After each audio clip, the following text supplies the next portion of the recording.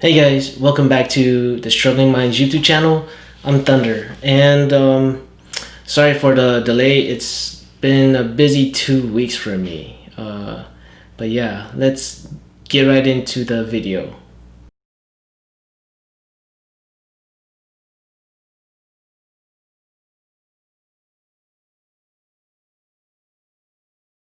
Now, I do not remember the first time I hallucinated, but it was probably in March of 2010, around the time when my dad got incarcerated.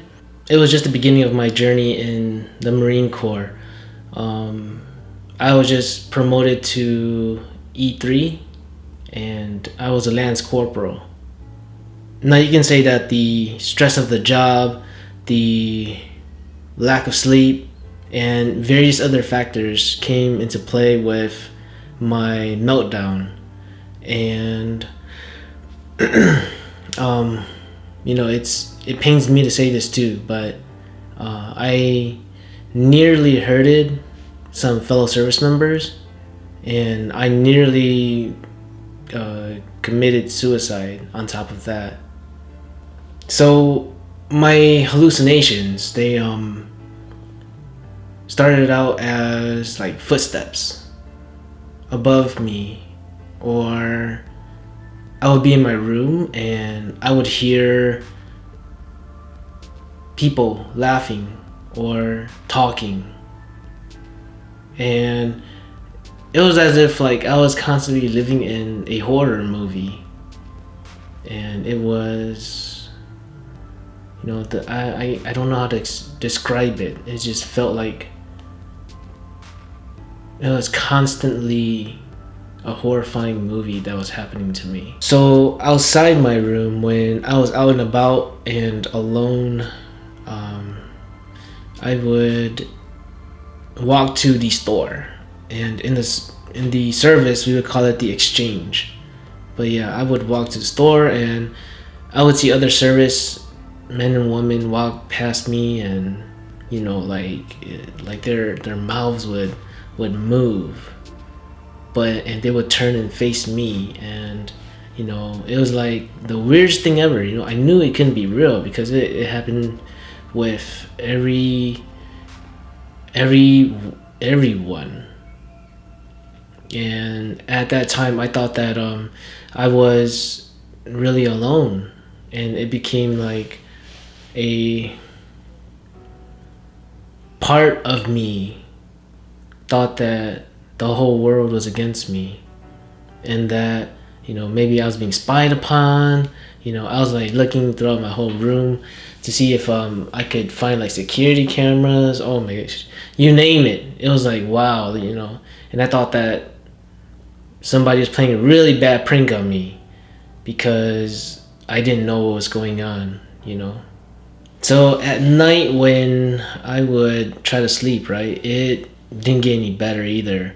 The gibberish would, I keep talking about it, but it sounds like underwater talking almost, and I couldn't understand it, but it was really loud when I was trying to sleep. I would literally have to put headphones on just so that it can drown out the noise. And so 2 months had passed since I joined or dropped into my platoon, and I let my fire team leader know that these voices, they've been bothering me. I don't know where it's coming from. And he said, Roger, just keep doing your thing and we'll see what we can do. And yeah, but even after that, the hallucinations, they continued. And like I said, it was, you could say it was like 24/7. Like it felt like an eternity. But yeah, the hallucinations got so bad to the point of where I could not tell reality what was real anymore. So I made a plan to end my life in a fiery explosion, I guess you can say. I remember calling my girlfriend at that time, whom I was with. I called her. I told her that I was so sorry that about what I was going to do, and I was gonna hurt a lot of people. And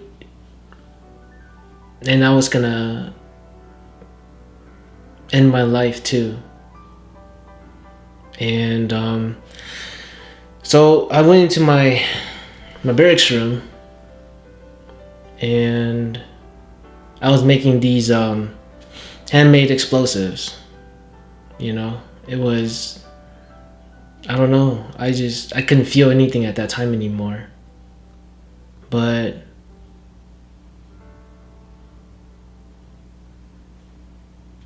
all of a sudden, I hear a knocking at the door, and then a pounding, and then so the windows that the barracks room I was in, you can break through easily.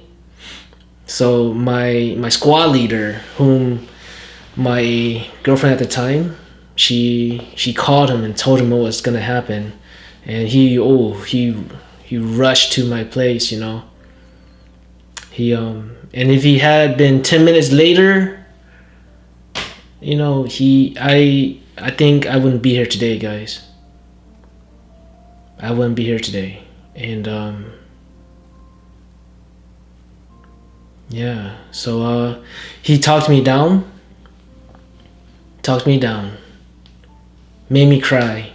That night, I remember sleeping at his house. He gave me some orange, reddish shorts so that I could sleep more comfortably. And for an hour, the voices were gone. The hallucinations weren't there. It was quiet. Only for an hour. But then it came back too, the gibberish, the ranting, the underwater voices, the unexplainable things that were going on with me. So a week later, we had some new drops into our platoon. So they joined up. I believe there was like 4 or 5 of them, but there was just this one guy, this one Marine, who I was just so fixated on. It was weird. He had like this sadness in his eyes. And but yeah, I remember asking my squad leader to let me go back into the AO. That's an acronym for Area of Operation. So as I got back to the AO, I remember my squad leader had given me the Book of Mormon to read to help me keep things off my mind. I remember laying down in my space rack, just reading. And then 15 minutes later, we got the alarm that something had happened in the main AO. So we geared up and we left. As we got to the main gate, I was in the turret with the 240 Bravo machine gun. My fellow rifleman, he went up to the slope that was about 15 feet to our right, and it was about 20 feet high. So he was providing cover fire for us. Our team leader was out of the Humvee. The driver kept the Humvee on for the first time. And our other squad leader showed up too. I remember a truck coming up from down the road. So as the truck arrived, it stopped about 35 feet from where we were, and I remember my machine gun was fixated on it, just in case. And I remember my squad leader having a conversation with the driver, and then they got all clear to go through. And then another 15 minutes passed, and a truck along with the ambulance came through. And we were so confused as to why would there be an ambulance. So morning comes around. It was 0730. That's another word for 7:30 a.m. And we got word that one of our new drops, or new Marines that jumped into the platoon, he had committed suicide. It wasn't until a month later that I found out that his wife and child, they were killed in an accident, a car accident. Staff and CO were bringing us in one by one to see what was going on with all of us. I remember borrowing a calling card from one of my peers to call to my squad leader to see if he had told the higher up about what happened to me. And yeah, so when it was my turn to go talk to the platoon staff sergeant, he asked me what was going on, and I just told him that I heard the rumors that one of our drops probably that he committed suicide. And so the platoon staff sergeant didn't ask me if there was anything going on with me, and I told him about the voices that I've been hearing, and he said, Roger that. And we talked for about a few other minutes, and he sent me to the cafeteria, and I was waiting there for about a good 15 minutes, and then I was sent back to the rear. As I got back to the rear, my platoon sergeant greeted me, and he told me that he was happy to know that I was one of the best Marines he's ever worked with. And those words didn't hit me until years later, when I realized what he meant. At that time I just thought that I loved my job, I loved being a Marine, and everything I did for the Marine Corps. But yeah, about an hour later, my fire team leader, he came back from the AO too, and we went to the Naval Hospital about 30 minutes away. And the whole time we were just talking, just talking. And he asked me, when I was making those explosives, was I targeting the platoon, our platoon? And I told him no, I wasn't trying to hurt just any specific person. I was just trying to commit suicide. So when we got to the Naval Hospital, we were directed to the mental health section of the hospital. And I remember talking to a civilian therapist, and you could see the discomfort in her eyes as I was talking about what almost happened with me.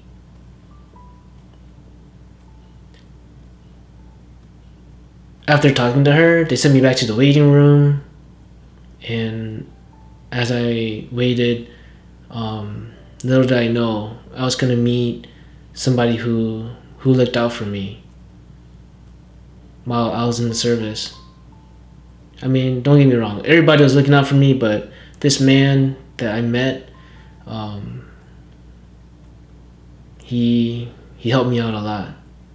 Alright guys, I'll leave off here. If you guys want to hear more stories, let me know what you guys want to know, what you guys are interested in knowing about me with my personal experiences.